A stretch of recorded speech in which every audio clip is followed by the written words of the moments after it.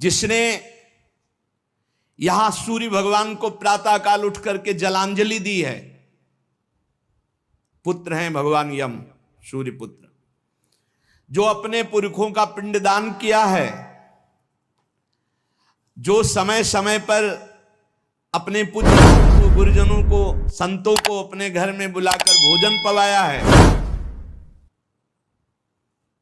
जो बुजुर्गों को तेल मालिश करके, जैसे उन्होंने हमें तेल मालिश करके पुष्ट किया, ऐसे वृद्ध माता पिता के जो चरण दबाना है, शरीर पर तेल लगाना है, उनके वस्त्र धो देना, उनको भोजन कराना है, उसको वहां थोड़ा आदर मिलता है। बैठो, खान पान, थोड़ा सुख सुविधाएं, नरक से नहीं बचोगे। भगवत भाव के बिना नरक से नहीं बचोगे। जो जो उसने सेवाएं की हैं, वो सेवाएं, आए हो नरक के मार्ग में तो थोड़ा तेल मालिश हो जाएगा, खवा पिया दे जाओगे, थोड़ा शीतल जल पीने को मिल गया, खान पान की, विश्राम की व्यवस्था थोड़ी समय के लिए। अरे इसीलिए जय सीत हरिवंश नरक गति दो, ये जो अपने माता पिता को गाली देते हैं, जो मनमानी आचरण करते हैं ना, खूब अच्छे से तृप्त होते हैं। अब बात ये कि याद नहीं रहती ना, जैसे गर्भ की बात याद नहीं, यार गर्भ की बात याद आ जाए तो तुम भजन के सिवा कुछ नहीं करोगे। मरने की बात आ जाए कि पीछे जब मरे थे तो कितना कष्ट हुआ, मां के गर्भ में रहे कितना कष्ट हुआ, ऐसी जेल तो है ही नहीं मां के गर्भ जैसी। विचार करके देखो। अब वो मृतक जीव जो जो सुविधाएं दान की थी, वो उसे कुछ दिन के लिए वहां सैया मिल गई, भोजन मिल गया, विश्राम मिल गया, कुछ दिन के लिए। भाई बहुत होश में, दान पुण्य के भरोसे मत रहना। जो मनुष्य यहां छत्र दान किया है किसी को, श्री जी को, बिहारी जी को, गुरुजनों को, आचार्य जनों को छत्र दान किया, तो जब वो जाता है तो ऊपर के ताप से बच सकता है, उसे वही छत्र मिलेगा। और जो किसी को, पूज्य जनों को पादुकाएं दान की हैं, फिर उसको पादुका, अगर अन्न दान किया है तो रोग के भोजन, ये मोक्ष नहीं, कल्याण नहीं, दान पुण्य से नहीं होता। लीजिए, हाँ उस भारी संकट के समय में तुम्हें भोजन मिल जाएगा, पौशाला खोला, पानी पिलाया तो तुम्हें पानी मिल जाएगा। और जो मूर्ख यहां आकर के ये सब नहीं किया तो जाना उसको भी यमपुरी है। भजन के बिना यमपुरी से नहीं बच सकते, दान पुण्य करके। अवश्य में भोक्तव्यम कृतम कर्म शुभा शुभम, इसीलिए समझ लो, सोचते हो कि हमने दान पुण्य कर दिया, हमारे लिए विमान आएगा परम पद का, जाना नरक ही पड़ेगा। बारी मथे घृत होए बरु सिकताते बरु तेल, बिनु हरि भजन होतरी या सिद्धांत पेल। भजन के बिना नहीं, इसलिए कह राधा राधा राधा। अब इस प्रकार की यात्रा, अनेक प्रकार से कष्ट भोगता हुआ पाप पीड़ित जीव धर्मराज के नगर में पहुंचा। अब वहां सेकंड के कम हिस्से में हिसाब हो जाता है। ऐसा थोड़ा क्या नाम है, कहां से लाए हो, क्या क्या किया, ऐसा नहीं, एक सेकंड के कम हिस्से में बहुत लाइन लगी हुआ। यम यातना के शरीर में भारी कष्ट भोगता हुआ जीव, दाह का अनुभव करता हुआ, कांपता हुआ, भयंकर वेदना से युक्त सामने खड़ा हुआ। देखते ही निर्णय हो गया। अब वहां से उसको उसके कर्म के अनुसार नरकों में ले जाया जाता है। अब जब वो पुण्य खत्म हुआ उनका, तो यमदूत उनको साथ लेकर गए। 12 दिन तक उसको पुण्यों के भोग का अवसर मिलता, तभी तक 13वीं तक कहते हैं जीव को नरक की गति नहीं दी जाती। 12 दिन तक उसको होगा कोई विश्रामालय, उसमें रखा जाता है। 12 दिन तक जो पुण्य सुकृत हुए उनको भोग लो, अभी आराम कर लो, नरक आए हो, अब नरक में प्रवेश होगा 13 के बाद। तभी कहा जाता है जल्दी जल्दी 12-13 दिन खूब पुण्य कर लो, उसको दान करो आत्मा को, तो उसकी उन्नति हो जाएगी। कोई ये झूठी बातें नहीं है। और राधा नाम बोल दिया एक बार तो इसके बराबर कौन सा पुण्य होगा। यमराज के खाते में पुण्य वाला है ही नहीं ऐसा जितना राधा। अरे जाना ही नहीं पड़ेगा भैया, राधा नाम जिसकी जिह्वा से निकला, अनुल्लिख्यानंतानपि तदपराधान मधुपति। इसीलिए तो गरज कर कहते हैं, अब जिनको नरक भोगना है वो नहीं सुनेंगे भगवान नाम महिमा, भगवान नाम जप नहीं करेंगे। 12 दिन के बाद 12 दिन तक वो अपने घर के वालों के दिए हुए पुण्य आदि जो उसको भोगता है। फिर जब पिंडदान हो जाता है 13वीं, तब तत्र यद बांधवस्तोयम प्रयच्छन्ति तिलैः सह यच्च पिंडम प्रयच्छन्ति नियमानस्तदनुते तैलाभ्यांगो बांधवानां मंग संवाहनम चयत तेन चाप्याप्यते जंतुर यच्चास्नन्ति सुबांधवाः।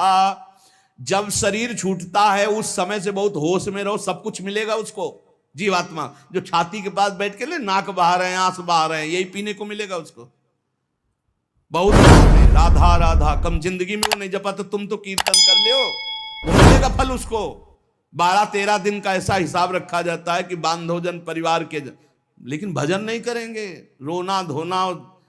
मृत्यु से 12 दिन बीतने के पश्चात यमपुरी को खींच कर ले जाया जाता है उस जीव को। अरे यमपुरी भैया हुआ जैसे जेल पहुंचे, कोई थप्पड़ लग रहा है, कोई डंडा लग, वो देखे कि प्राण छूट जाते कि हमारे ये दुर्दशा। मरना नहीं खास बात है, यमराज की यमपुरी को देखते ही प्राण सूख गए। कोई काटा जा रहा है, कोई कोल्हू में पेरा जा रहा है, कोई पकौड़े की तरह तला जा रहा है, हाहाकार मचा। मरना किसी को है नहीं। मृत्यु काल ये सब वहां नजर आ रहा है। मूर्तिमान मृत्यु, मूर्तिमान काल जो यमपुरी में दंड हो रहा है। काजल की राशि के समान, जैसे काजल के पहाड़ ऐसे यमदूत हैं कि ऐसे पचका दे तुम्हें, ऐसे नींबू जैसे नहीं निचोड़ा जाता, ऐसे निचोड़ दिए, फिर छोड़ दिए, फिर वो जी गया, फिर निचोड़ दिए। अब बोले 10,000 वर्ष तक यही करना है उसको, अब 10,000 वर्ष तक वो ऐसे करता रहे। क्या दुर्दशा।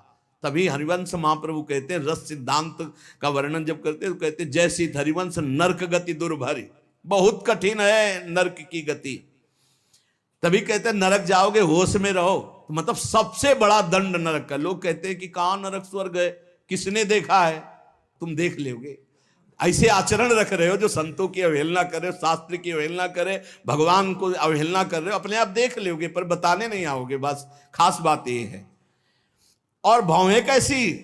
टेढ़ी भौहें, काजल के समान काले, और विकराल मुख, लंबी दाढ़ें, कुरूप, आवाज भीषण भयंकर, और रोम ऐसे जैसे बंबूल के कांटे कि अगर ऐसे कर दे तो पूरा शरीर छेद जाए, ऐसे दूत। विशाल भुजाएं, पुष्ट भुजाएं, और सब यम दंड यम पास लिए हुए, बड़े भयंकर। दुर्गंध आती है शरीर से, जीव देख के घबराता है, उनके हाथों में फंसा हुआ। अब जो यहां पराये पुरुष से रति करती है, अपने पति को धोखा देकर, जो अपनी पत्नी को धोखा देकर दूसरी पराई स्त्री से, पतिवंचक पर पति रति करई, रौरव नरक कल्प सत परई। ऐसे ही पुरुष को, ऐसे स्त्री को। रौरव का बड़ा भयानक स्वरूप है। रौरव नरक की लंबाई चौड़ाई 2000 योजन है। 1 योजन 4 कोश और 1 कोश 3 किलोमीटर। 2000 योजन कितना हुआ? 4 दूनी 8, 8000 कोश। 2000 का 4 तो 8000 हुआ, और 8 त्रिक 24,000 किलोमीटर का है। 24,000 किलोमीटर का, और गड्ढा रूप है जिसकी बहुत गहराई है। यह नरक बड़ा दुखदाई है। इसमें अंगार रास बिछी हुई है, आगों की अंगार रास, दहकते हुए अंगार, बहुत ही। अब जो स्त्रियां पराये पुरुष से, तो वैसे ही सैया अंगार की और तपता हुआ आग का पुरुष। अब भैया वहां जो पुरुष पराई स्त्री से, ये लिव इन रिलेशन, ये गर्लफ्रेंड, तुम्हारा इंतजार हो रहा है, रौरव में नंबर लिख गया है। तस्मात् शास्त्रम प्रमाणम ते, पशुवत आचरण नहीं।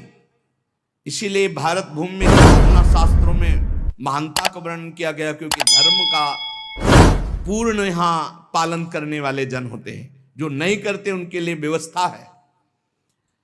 अब उसके भीतर यमराज के दूत उस पापी जीवात्मा को, अब वहां स्त्री पुरुष तो है नहीं, वो तो शरीर पहले ही छूट गया, अब यातना देह, वो जेल की वर्दी, यातना देह नरक की वर्दी, धधकती आग में वो जल रहा है, चीख रहा है, पग पग पर भुन भुन गिर रहा है, न मूर्छा न मरण,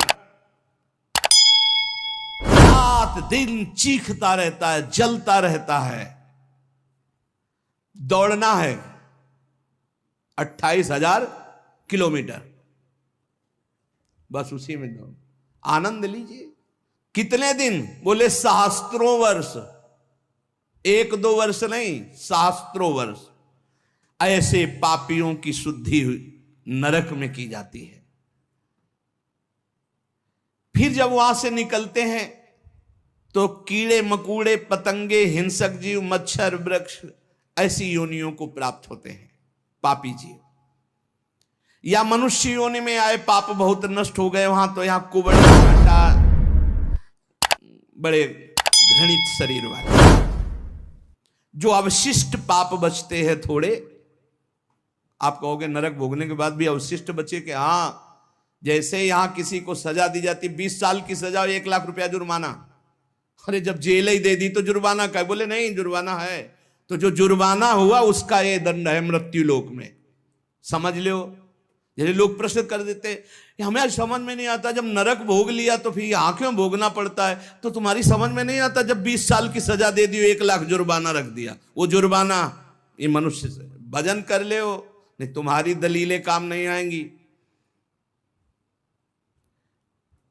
इस प्रकार पाप करने वाले जीवों को विविध प्रकार के नरकों में पिताजी कष्ट दिया जाता है। सुमति महाराज कह रहे, जब यहां से कोई पुण्यात्मा पुरुष गति करता है तो वो पुण्य लोकों को ले जाया जाता है, उसके साथ गंधर्व लोग गीत गाते हुए चलते हैं, आगे आगे अप्सराएं नृत्य करती हैं, और वो विमान पर बैठा आभूषणों से सुसज्जित, समय समय पर मीठा जल, ये सब सुविधाएं भोगता हुआ स्वर्ग जाता है, और वहां अपने पुण्य के अनुसार अप्सरा, विमान, महल, सब सुविधाएं प्राप्त करता है।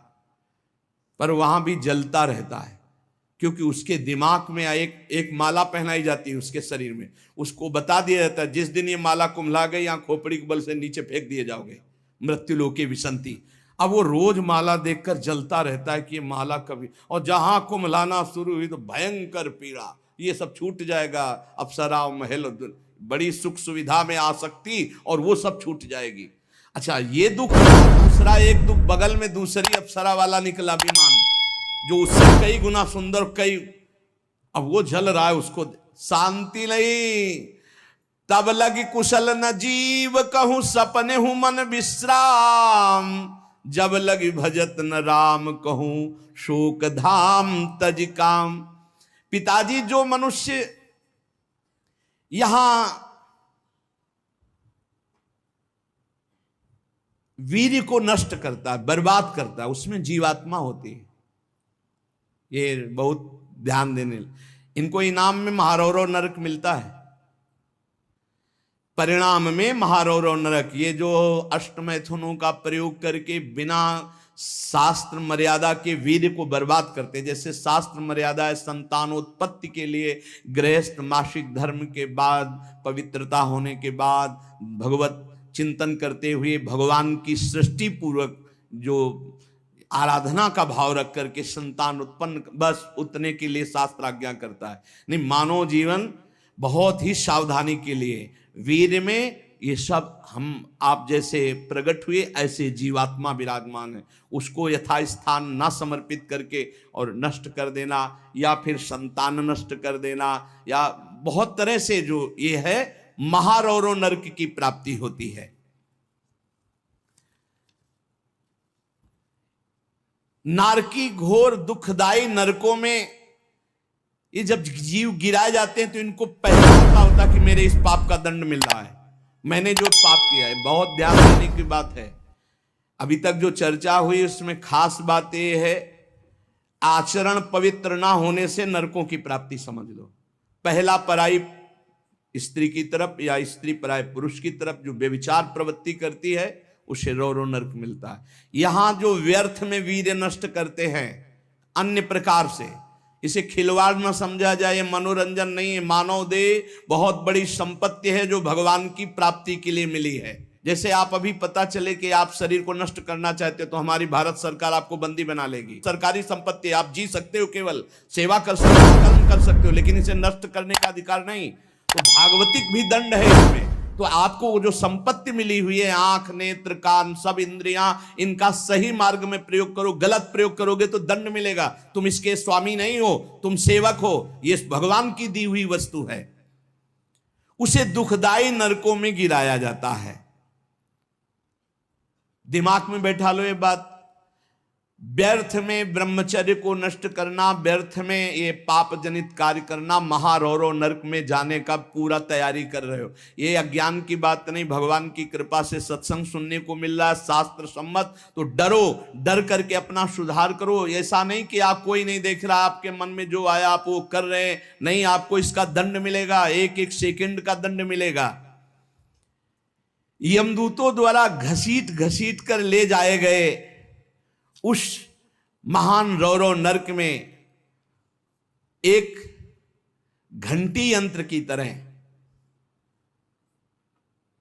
उसमें बड़े बड़े कांटे ऐसे हैं जैसे खजूर के, वो घूमता हुआ है। इसका विस्तार 12,000 योजन है। बरचौक 48,000 कोष, 12,000 योजन। तांबे की सी तपती हुई, धधकती हुई भूमि, और उसमें बिजली जैसा यंत्र घूमने, और बड़े बड़े खजूर जैसे कांटे, और ऊपर से उसमें फेंक दिया। तड़पता है ऐसे, बस उसी में तड़पते घूमते रहो। अरे बड़ा कष्ट में, वहां मरना नहीं है, तो वहां पूरा खेल बहुत कष्ट का है।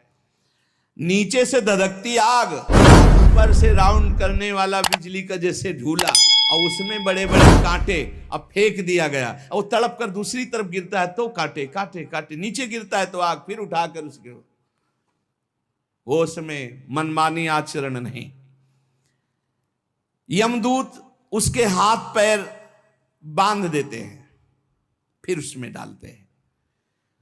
इसी महारौरव नरक में एक स्थान, उसी 12,000 योजन वाले में, कौवा, बगुला, बिच्छू, मच्छर, गिद्ध, और इन सबकी चोंचें, पूंछ सब लोहे की जैसी, वज्र जैसी कठोर, उसे नोचवाया जाता है। किसको?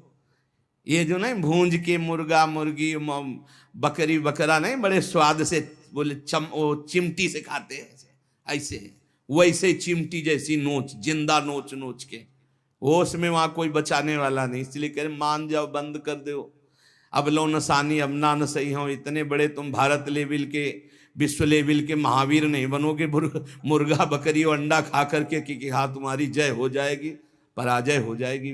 बंद कर दे रे। ये मांस मछली जीवों की हत्या करना, मनुष्य जन्म बहुत सुंदर मिला है भगवत प्राप्ति के लिए। जिनके कानों में पड़ रहे हो, हाथ जोड़कर प्रार्थना है, रौरव नरक, महारौरव नरक की तैयारी मत करो। ये मुर्गा मछली बंद कर दो। इतने बड़े बलवान नहीं हो जाओगे कि यमदूतों को पटक दो। यमराज के पास लौट के गए, बोले बहुत धुनाई हुई है। वो तो केवल हरि पार्षद कर सकते, दूसरे ले। नारायण पुकारा तो हरि पार्षद आ गए, बचा। उसे समझो, कौवे, बगुले, बिच्छू, मच्छर, गिद्ध, ऐसे मच्छर ऐसा जो पूरा ऐसे इंजेक्शन जैसे बड़े बड़े ऐसे वज्र के समान, जिनकी चोंचें मार मार करके नोचते हैं। अब वो व्याकुल छटपटाता है। आप जब कर्म सुधारने थे तब तो मनमानी आचरण करते हो। ये बहुत संभल के, ये हम इसीलिए सुना रहे हैं कि जो नहीं समझ रहे कुछ नहीं, देख लेना भैया, देख लेना। बोले कि यहां कोई देखने को मिलता है? हाँ देखने को मिलता है। मर्सरीज गाड़ी में लग गई आग, अंदर है, जिंदा भुन गए। ये क्या है तुम्हें समझ में नहीं आ रहा है? तुम जिंदा भूंज के खाते हो तो समय तुम्हें जिंदा भूंज देगा। तुम दूसरे को काट के खाते हो, एक्सीडेंट हुआ, यहां घुसा यहां घुसा, निकलने के चांस नहीं, तड़प कर मरो। कर्म को अवश्य में भोक्तव्यम कृतम कर्म शुभाशुभम। किस जन्म का कौन सा कर्म तुम्हें दंड दे दे, डरो। यहां सब कुछ दिखाई दे रहा है, तुम आंख खोल करके देख लो। एक बेटा है जो जीवन भर सुख देता है, एक बेटा है जो जीवन भर दुख देता है। एक पत्नी है जो देखते ही हृदय आनंदित हो जाए घर में जाते, और एक है कि देखते ही जलकर भून जाओ। एक पति है जो पूरे जीवन सुख देता है, एक है कि जीना मुश्किल। ये सब भोगना पड़ता है। अब दूषित बुद्धि के कारण जो जो पाप किया, 10 करोड़ वर्ष दूसरों का मांस खाने वाले के ये गिद्धादि नोच नोच के खाते, मरना वहां है नहीं। खा गए फिर मांसोदय, फिर खा गए फिर मांसोदय, होश में। अरे कुछ ना हो भैया, नमक रोटी खाओ, संयम से रहो तो बढ़िया बल आ जाएगा। शरीर में बल को तो तुम नष्ट कर रहे, ऊपर से डालने से क्या होगा। पक्का कहते हैं अगर आप 10 वर्ष ब्रह्मचर्य रहो तो तुम्हारे अंदर ऐसी सामर्थ्य आ जाएगी कि क्या करूं, कहां कहां कौन सी मेहनत करूं, ऐसा तुम्हारे अंदर आने लगेगा। बचपन से ही धर्म विरुद्ध आचरण। अरे इंद्रियों को वश में करने के लिए मुर्गा मछली वाली ताकत थोड़ी चाहिए, पवित्रता की ताकत चाहिए। ये मन के गुलाम, इंद्रियों के गुलाम पाप कर्म 10 करोड़ वर्ष भोगने पर फिर उसको मनुष्य लोक में भेजा जाता है। और फिर कैसे भेजा, मुर्गा बना के। फिर वो चाकू, समझ रहे हो ना, जिसको तुमने काटा था, फिर बहुत बड़ा। इसीलिए कहा गया, सेवक जी महाराज करें, संस्कृति मांझ बरियाए के पायो मानुष दे वृथाकत पार। अरे संस्कृति चक्र को रोक के भगवान कृपा करके तुम्हें मनुष्य दे दिए, और सत्संग भी सुना रहे कि हमें पता नहीं था, तो आप पाप कर्म करना बंद कर दो। देखो कैसे घृणित पदार्थ खाते। अंडे में क्या भरा है, कितना दलित दुर। हाँ बोले हम बलवान बन रहे, विटामिन पी रहे हैं। क्या करे। हाँ मतलब गजब, उल्टी हो जाए देख के। अंडे में भरा है, उल्टी हो जाए देख के। कर्म काल तुम्हें दंड देगा। मान लो जीवों के प्रति दया का भाव सबसे बड़ा धर्म है। परहित सरिस धर्म नहीं, जीवे दया, जीव पर दया करो। ये जो अपराध कर रहे हो, अरे भाई एक एक जैसे चबेना चबाते हैं ना, ऐसे मछली चावल खाते हैं। जिंदे खाएंगे यमदूत वहां, ये सब यमदूते हैं जो बड़ी बड़ी चोच वाले। अब महारौरों के कष्ट को कैसे तुम्हें बताए।